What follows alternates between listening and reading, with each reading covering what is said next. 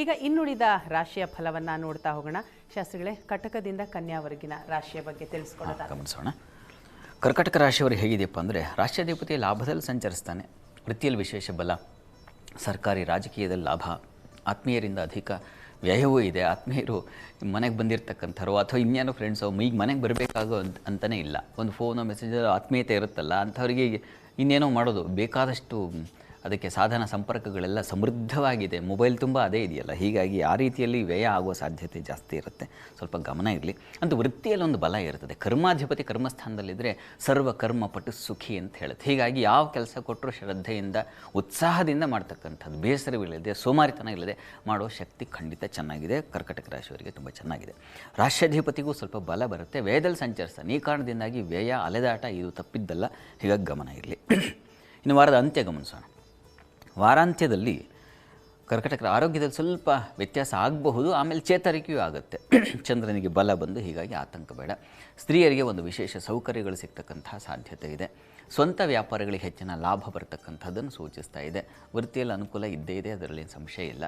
ಹೀಗಾಗಿ ಈ ವಾರ ನಿಮಗೆ ಹೇಗಿದೆಯಪ್ಪ ಅಂತಂದರೆ ನೋಡಿ, ನಿಮಗೆ ಗುರುವಾರದ ನಂತರ ವಾರದ ಅಂತ್ಯ ಆ ವೇಳೆಗೆ ಅಂದ್ಕೋತೀವಲ್ಲ, ಗುರುವಾರದ ಮೇಲೆ ತುಂಬ ಚೆನ್ನಾಗಿದೆ. ಹೆಚ್ಚಿನ ಬಲ ಬರುತ್ತೆ. ನೀವು ಮಾಡಿದ ಕೆಲಸಗಳಿಗೆ ಒಂದು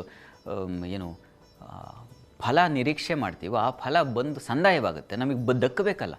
ನಾವು ಮಾಡಿದ ಕೆಲಸ ಕೆಲವು ಎಷ್ಟೋ ಬಾರಿ ಬೇರೆಯವ್ರ ಪಾಲಾಗಿರುತ್ತೆ ಅದರ ಫಲ, ಆದರೆ ನಾವು ಮಾಡಿದ್ದು ನಮಗೆ ಬರುತ್ತೆ ಅಂದರೆ ಖಂಡಿತ ಈ ವಾರದಲ್ಲಿ ಅಂಥದ್ದೊಂದು ಶುಭ ಫಲ ಇದೆ. ಹೀಗಾಗಿ ಕರ್ಕಟಕ ರಾಶಿಯವರೆಗೂ ಈ ವಾರದಲ್ಲಿ ಹೆಚ್ಚಿನ ಶುಭ ಫಲ ಕಾಣ್ತೀರಾ. ಹೀಗಾಗಿ ಆತಂಕ ಬೇಡ. ಪ್ರಾರ್ಥನೆಗೇನಪ್ಪ ಅಂತಾರೆ, ಗಣಪತಿ ಸನ್ನಿಧಾನಕ್ಕೆ ಗಣಪತಿ ಹಾಗೂ ಸುಬ್ರಹ್ಮಣ್ಯ ಪ್ರಾರ್ಥನೆ ಮಾಡಿಕೊಳ್ಳಿ. ಅದು ಎರಡು ತುಂಬ ಹೆಚ್ಚಿನ ಅನುಕೂಲ ಉಂಟು ಮಾಡಿಕೊಡುತ್ತೆ. ಇನ್ನು ಸಿಂಹರಾಶಿಗೋಣ. ಸಿಂಹರಾಶಿಯವರಿಗೆ ವಾರದ ಆದಿಯಲ್ಲಿ ಅಡಿಕೆ, ತೆಂಗು, ಪಾನ್ ಕ್ಷೇತ್ರಗಳಲ್ಲಿ, ಎಲೆ ಅಡಿಕೆ ಅಂತೀವಲ್ಲ, ಆ ಕ್ಷೇತ್ರಗಳಲ್ಲಿ ಹೆಚ್ಚಿನ ಲಾಭ ಕಾಣಲಿಕ್ಕೆ ಅವಕಾಶ ಇದೆ. ಸಸ್ಯ ಸಮೃದ್ಧಿ, ಈ ನರ್ಸರಿ ಇತ್ಯಾದಿಗಳು ಯಾವ್ಯಾವುದು ಇದೆಯೋ ಅವು ಆ ಕ್ಷೇತ್ರದಲ್ಲಿ ಕೆಲಸ ಮಾಡೋರಿಗೆ ತುಂಬ ಚೆನ್ನಾಗಿದೆ. ಧಾನ್ಯ, ಸಿಹಿ ವ್ಯಾಪಾರದಲ್ಲೂ ಲಾಭ ಕಾಣ್ತೀರಾ. ಮತ್ತು ವಸ್ತ್ರ ಅಂದರೆ ಅದರಲ್ಲಿ ಎಷ್ಟೋ ಅಂಶಗಳು ಸೇರಿಬಿಡುತ್ತೆ. ಒಂದು ನೇಯ್ಗೆಯಿಂದ ಪ್ರಾರಂಭವಾಗಿ ಅದು ಮಾರಾಟ ಆಗಿ ಉಟ್ಟು ತೊಟ್ಟು ಅಲಂಕಾರ ಮಾಡ್ಕೊಳ್ಳೋರು ಅಲ್ಲೆಲ್ಲ ತುಂಬ ಚೆನ್ನಾಗಿದೆ ಅಂತ, ಹೆಚ್ಚಿನ ಅನುಕೂಲ ಆಗುತ್ತೆ. ತುಂಬ ಹೆಚ್ಚಿನ ಶುಭ ಫಲ ಕಾಣಲಿಕ್ಕೆ ಅವಕಾಶ ಇದೆ ಅಂತ. ವೃತ್ತಿಯಲ್ಲಿ ಅಧಿಕಾರಿಗಳ ಸಹಾಯ, ದೈವಾನುಕೂಲದಿಂದ ಹೆಚ್ಚಿನ ಸಹಾಯ ಕಾಣ್ತಕ್ಕಂಥದ್ದು. ಈ ರೀತಿಯಲ್ಲಿ ಸಿಂಹರಾಶಿಯವರಿಗೆ ತುಂಬ ಚೆನ್ನಾಗಿದೆ.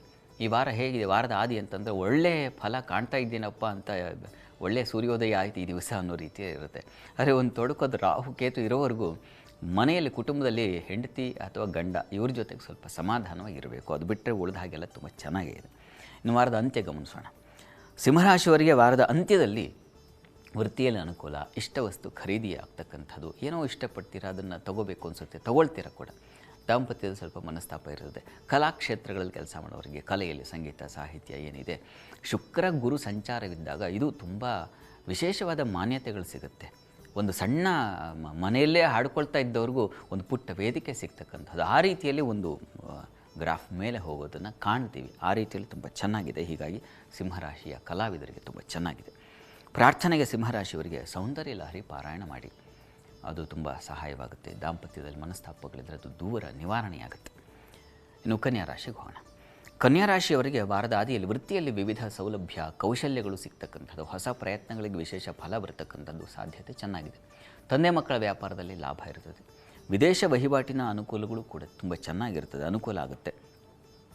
ಚಂದ್ರ ಚೆನ್ನಾಗಿದ್ದಾನೆ, ಭಾಗ್ಯದಲ್ಲಿ ಏನು ಲಾಭಾಧಿಪತಿ, ಇದು ತುಂಬ ಒಳ್ಳೆಯದು. ಹೀಗಾಗಿ ದೈವಾನುಕೂಲದಿಂದ ಸಹಾಯ ಆಗ್ತಕ್ಕಂಥದ್ದು. ಮತ್ತು ಆ ಅದೃಷ್ಟದ ಅಧಿಪತಿ ಕರ್ಮಸ್ಥಾನದಲ್ಲಿದ್ದಾನಲ್ಲ, ಅದು ತುಂಬ ಒಳ್ಳೆಯದು. ಅದೃಷ್ಟದಿಂದ ಕಾರ್ಯಗಳಲ್ಲಿ ವಿಶೇಷ ಗೆಲುವನ್ನು ಪಡಿತೀರಾ, ಮಾನ್ಯತೆಯನ್ನು ಸಿಗುತ್ತೆ. ಇನ್ನೊಬ್ರು ಯಾರೋ ಗುರುತಿಸ್ತಾರೆ ನಿಮ್ಮ ಕೆಲಸವನ್ನು, ತನ್ನ ಮೂಲಕ ನಿಮ್ಮೊಂದು ಪ್ರಶಂಸೆ ಸಿಗುತ್ತೆ. ಆ ರೀತಿಯಲ್ಲಿ ತುಂಬ ಚೆನ್ನಾಗಿದೆ. ಕಲಾವಿದರಿಗೂ ಅಷ್ಟೇ ತುಂಬ ಚೆನ್ನಾಗಿದೆ. ಅಲ್ಲಿ ಗುರುಚಂದ್ರ ಯುತಿ ಇದ್ದಾಗ 4 ಜನಕ್ಕೆ ನೀವೇ ಮಾರ್ಗದರ್ಶನ ಮಾಡೋ ಹಾಗಾಗ್ಬಿಡುತ್ತೆ. ಹೀಗಾಗಿ ನಿಮ್ಮ ಹತ್ರ ಸಲಹೆ ಕೇಳ್ಕೊಂಡು ಬರ್ತಾರೆ, ಈ ಕೆಲಸ ಹೇಗೆ ಮಾಡೋದು, ಇದನ್ನು ಹೇಗೆ ನಿಭಾಯಿಸೋದು, ಈ ರೀತಿಯಲ್ಲಿ ಆ ರೀತಿಯ ಒಂದು ಬಲ ತುಂಬ ಚೆನ್ನಾಗಿದೆ. ಹೀಗಾಗಿ ಚೆನ್ನಾಗಿದೆ. ವಾರದ ಅಂತ್ಯ ಗಮನಿಸೋಣ. ವಾರಾಂತ್ಯದಲ್ಲಿ ಚಂದ್ರ ಚೆನ್ನಾಗಿದ್ದಾನೆ. ಹೀಗಾಗಿ ನಿಮಗೆ ಲಾಭ ಲಾಭ ಲಾಭ. ವೃತ್ತಿಯಲ್ಲಿ ಕರ್ಮಕೌಶಲ್ಯ, ಸಿನಿಮಾ, ಸಂಗೀತ ಕ್ಷೇತ್ರಗಳಲ್ಲಿ ಹೆಚ್ಚಿನ ಅನುಕೂಲಗಳು, ಲಾಭಗಳು. ಸ್ತ್ರೀಯರಿಗೆ ಸ್ವಲ್ಪ ಅಧಿಕ ವ್ಯಯ ಇರ್ತದೆ, ಆದರೆ ಹೆಚ್ಚಿನ ಫಲ ಚೆನ್ನಾಗಿದೆ. ಚಂದ್ರ ಲಾಭದಲ್ಲಿ ಸಂಚರಿಸೋದ್ರಿಂದ ಈ ಕೃಷಿ ಚಟುವಟಿಕೆಗಳಿಗೆ, ಅಲ್ಲಿ ಇಕ್ಷು, ಕ್ಷೀರ, ವಿಕಾರ, ವಸ್ತ್ರ, ಕುಸುಮ ಹೀಗೆ ಹೇಳ್ತಾರೆ. ಹೀಗಾಗಿ ಹೂವಿನ ವ್ಯಾಪಾರಿಗಳಿಗೆ, ಹಣ್ಣಿನ ವ್ಯಾಪಾರಿಗಳಿಗೆ, ಹಾಲಿನ ಡೈರಿ ಪ್ರಾಡಕ್ಟ್ ಕ್ಷೇತ್ರಗಳಲ್ಲಿ ಕೆಲಸ ಮಾಡೋರಿಗೆಲ್ಲ ತುಂಬ ಚೆನ್ನಾಗಿದೆ.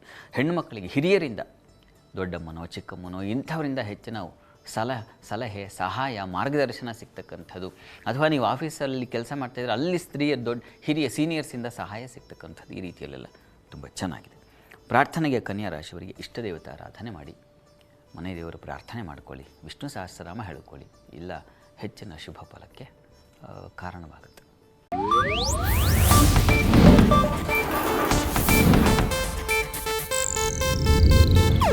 ಇದು ಏಷ್ಯಾನೆಟ್ ನ್ಯೂಸ್ ನೆಟ್ವರ್ಕ್ ಪ್ರಸ್ತುತಿ.